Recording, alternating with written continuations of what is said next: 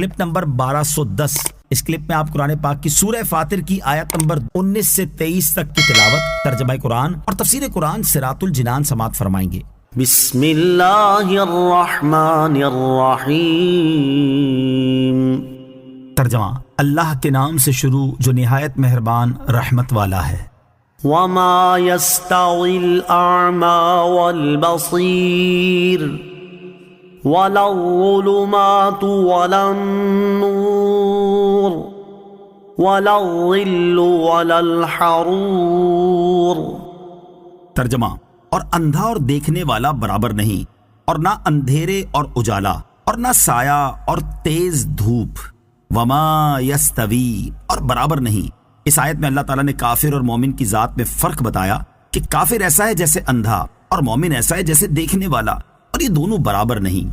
بعض مفسرین نے اس آیت کے یہ معنی بیان کی ہے کہ جاہل اور عالم برابر نہیں۔ ولا الظلمات، اور نہ اندھیرے۔ اس آیت میں اللہ تعالیٰ نے کافر اور مومن کے اوصاف میں فرق بیان فرمایا کہ کفر ایسے ہیں جیسے اندھیرے اور ایمان ایسا ہے جیسے اجالا، اور یہ دونوں برابر نہیں۔ ولا الظل، اور نہ سایہ۔ اس آیت میں اللہ تعالیٰ نے قیامت کے دن کافر اور مومن کے مکان میں فرق بیان فرمایا کہ مومن کا مکان جنت ایسے ہے جیسے سایہ، اور کافر کا مکان جہنم ایسے ہے جیسے تیز دھوپ، اور یہ دونوں برابر نہیں۔ بعض مفسرین نے فرمایا کہ سائے سے مراد حق اور تیز دھوپ سے مراد باطل ہے۔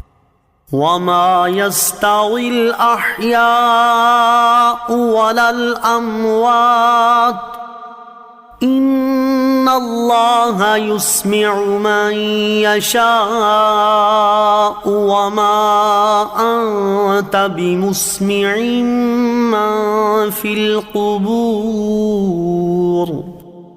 إن أنت إلا نذير۔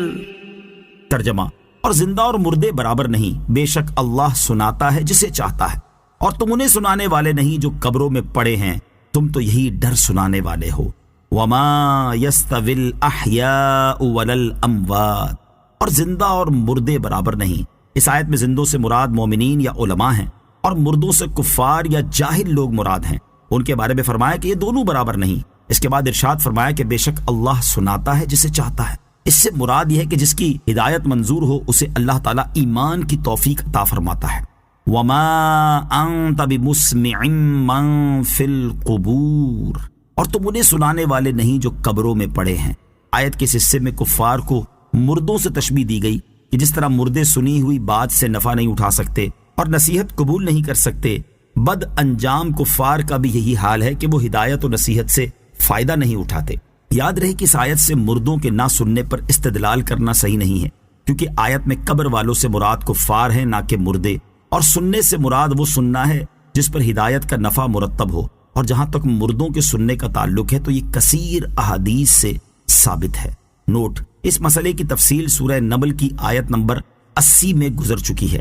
ان انت الا نذیر، تم تو یہی ڈر سنانے والے ہو، یعنی اے حبیب علیہ الصلوۃ والسلام، آپ کی ذمہ داری صرف تبلیغ کر دینا اور اللہ تعالیٰ کے عذاب سے ڈرا دینا ہے۔